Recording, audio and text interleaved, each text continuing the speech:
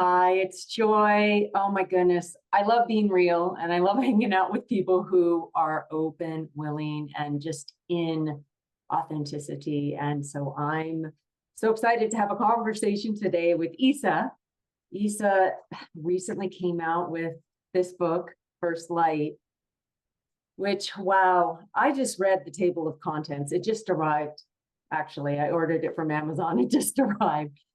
And I read the table of contents, and you're sharing, quite honestly, your past and your experiences and how you became a healer and a shaman and a woman who loves herself and leaves her home and is empowered. And your journey wasn't an easy one by any means.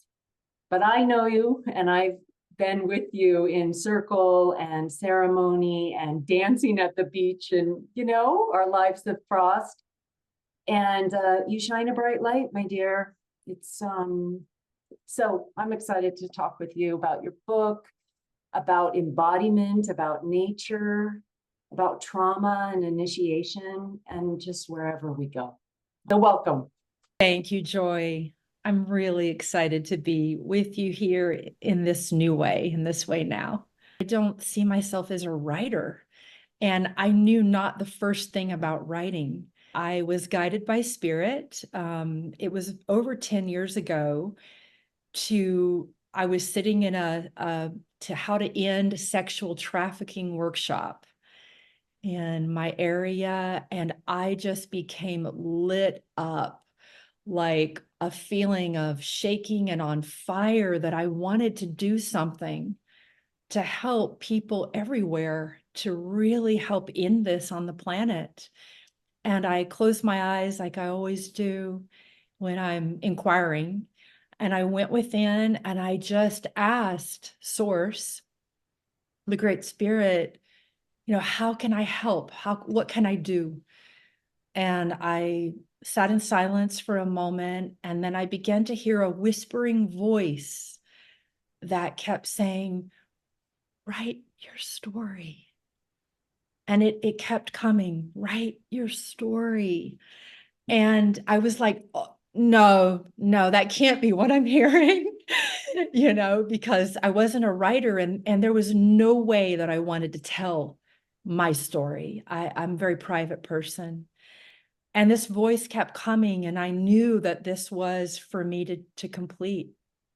And so many years ago, I began that. I did write my first version of First Light, which I never made public. I wrote it, I published it, and shortly after publishing, I realized that it wasn't the completed version. It was very humbling, and I did not release that.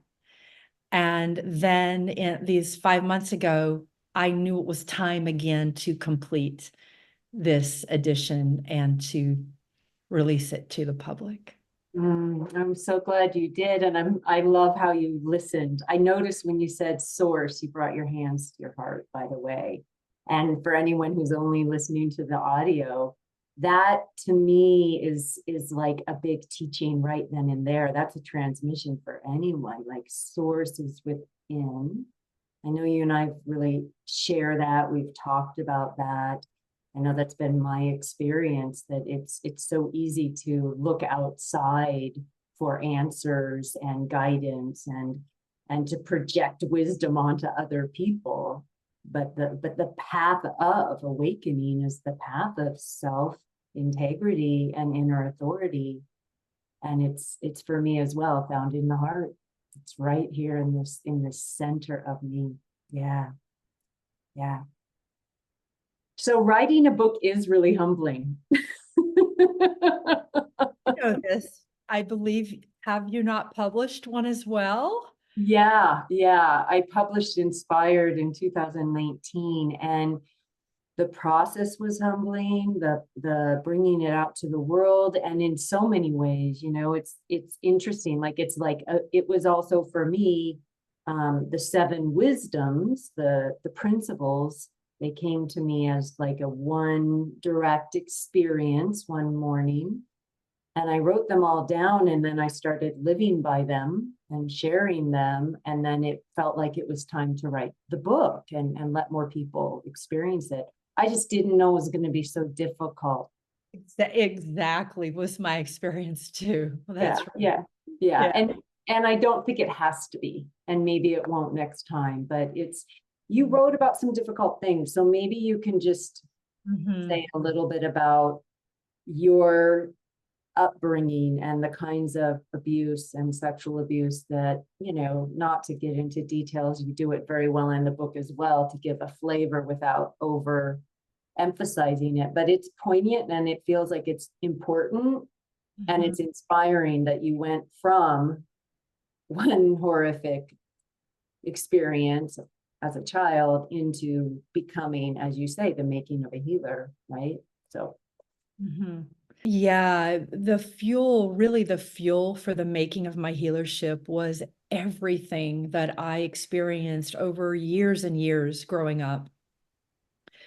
And at first, when Spirit asked me to write it, I really did not want to. I did not want to make my inner world so public. And of course, I also felt that by putting it on the page, it might make it more real, or that I might even reactivate the memories as well. And so it was one of the hardest things I've ever done to actually write it. For so many people, including myself, it was taboo to share what really happened. As a child, I grew up in a very traumatized family, as so many people do. And as in so many families, it is absolutely taboo to speak the truth, to share what really happened. And I just want to say that I love my family very much, and I honor everything they did to help me and their skill level. And I know they did their best to support me. And yet they came from a lineage of extreme trauma and dysfunction. And I felt really that it was my absolute responsibility and calling to share this with the world, to speak the unspeakable. And so, what I share in First Light is some context of the levels of trauma that I was, incurring with my family, my parents specifically, and how that setting made it possible for me to be unknowingly delivered to evil. And I guess you could say the worst abuse for me was in the church, where we were regularly attending. And of course, it's so common in these cults. This was a cult in the church that we are programmed, and this happens in many cults, to not speak, and threatened with our lives, and threatened with shame and being blamed that it's our fault, and even told that our families will be harmed or that we'll be harmed as well. And so it was really, even though I had healed from it, over years, it took my lifetime of consciously healings for the last 32 years. I still felt these inner programs as I began to open my throat and share the truth. And there were moments where it was terrifying that something would happen to me. It really sort of charged up some of what's called implicit memory, these encoded memories that we all have stored in our body. And I really was face to face with, if I speak this, I was breaking all the rules. And I knew that I had to do this, write this. And I really wanted to and wrote this for the people who can't speak, because I am just one of many, many people who go through this kind of trauma, whom it's too dangerous to speak, that they'll be killed for it, or that the danger is just too high. And I felt that it was a privilege I had, that I had resources. in my adult years and that I was able to heal. And so I really felt like a calling, like I have to speak for those who cannot speak. And that this book is for those ones who've been touched in any way by trauma or challenge or abuse. So powerful. I feel your heart while you're talking. And anyone who's been touched by trauma, as you said, or abuse, kind of feels like all of us have, to varying degrees. And everything you're talking about, I mean, yes, oh my goodness, Issa, in your life, it's been, yeah, it's been really extreme. I can't even imagine. I can't even imagine. And living in this culture can have a lot of little dramas and traumas. And our bodies, like you said, store all of this memory, all of this patterning, and this commonality that I'm seeing more and more. And I feel like it has to do with women a bit more. It feels like a feminine energy also. It's the call to activate the voice. It's the rising up of some kind of energy that's saying it is so time to give voice to what didn't work while we give voice to what is new and what is possible. And it's micro and macro. And I'm just like, hallelujah, sister, because this is taking courage. Mm-hmm. I mean, your whole life has taken courage. Thank you. And yeah, I mean, wow, courage. I mean, would you think of it as courage, or was it devotion, or was it preservation, or I mean, what really propelled you? Because you could have just been a victim, you could have stayed in victim consciousness. At some point, you were like, no, I want to transform. Was that courage? What was it? It was several things. It's a great question. I have my whole life since I was a little child had an unwavering love for God, spirit, Yeah, I just hear it. absolute devotion to that source that we all come from, that we are a part of, that guides us. Like, just I would do anything for that we are. And it was a combination of that. My love is so strong for that what got me to heal, to wake up, was that devotion. Was like, okay, God, this has occurred.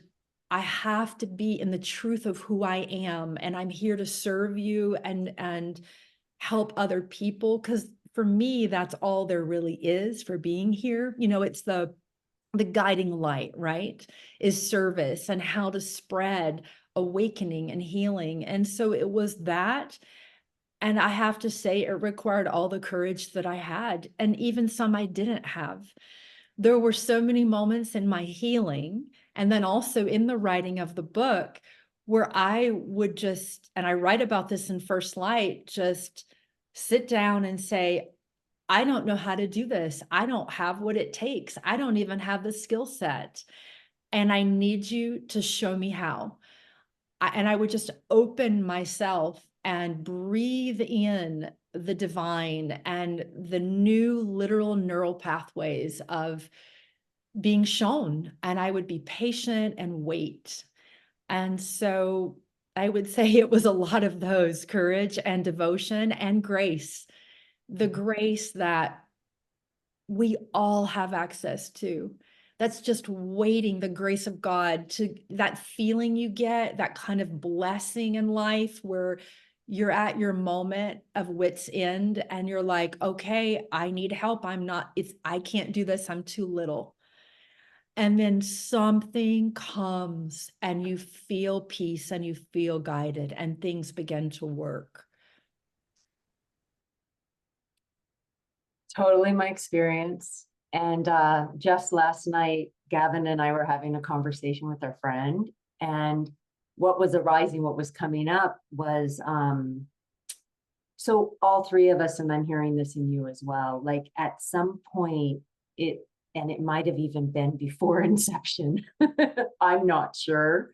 I know at 5 years old I felt it, but it was like, I want I want to be like Jesus. I had the audacity at 5. He said, I am the light and the way. He said, this too and more shall you do, or something of that. And I'm 5 years old, and I remember thinking, I want to be that. Mm. So like there's like a camaraderie I'm having in my experience with so many friends, that we just say, I want to wake up. Mm. I'm so devoted. I'm ready. I'm ready to really experience unity, to be a steward of this land and planet. I'm ready to be a conduit. And with that, come what may. I want to say that I could never have healed what I did without question. There's no way I could have come to where I've come without several of the mentors in my past. And my first mentor, she literally saved my life. I had suicidal ideation at that time, and I was not functioning in the world well. And she literally saved my life. And my subsequent mentor, who came I guess, about 10 years later than that, also in a different way saved my life. She helped me understand the trauma and really be able to change it from the inside out more deeply. So these people, these amazing healers on this planet. And I would say that when there's severe trauma, we absolutely need support. That support. Yeah, yeah. Yeah, And even when there's a little trauma, sometimes we need that that support. is right. Absolutely. And sometimes, even if there's not trauma, we still simply need loving presence mirroring to us of another to give us that limbic regulation and that calming and just mirroring presence. We absolutely need that as humans and mammals. Even if we didn't go through an extreme trauma, we might be in a classroom with a bunch of students and a handful did. And if we're empathic, we pick it up. And as you and I both know, there's generations of trauma that are still in our DNA that many people are experiencing now to help release generations past. So I just feel like right now, what we're talking about and what we've just talked about is a really important message for everyone. I do too, Joy. And I want to connect to that point and just say that the more we all wake up from our, say, fight or flight or our frozen states, right? Because we all have some level of trauma, then we're more able to be in the truth in the moment of what our reality is. Therefore, we're less controllable. We're less controllable by society and outside authorities and people who may not have our best interest at heart. We're awake, right? We can make conscious choices to create heaven on earth, to come into the way we want things to be. Then we're empowered. Oh, that is so great. Yay. Let's kind of wrap it up there, because that's the call to action. It's like, let's wake up. And that's the theme. That's what these conversations are about. It's about, how do we wake up? And you just really highlighted why we want to wake up. Yeah, Create a new world, that's right. from love. That's how we help each other. Yeah. Yeah. Isa, I love you more than I ever have.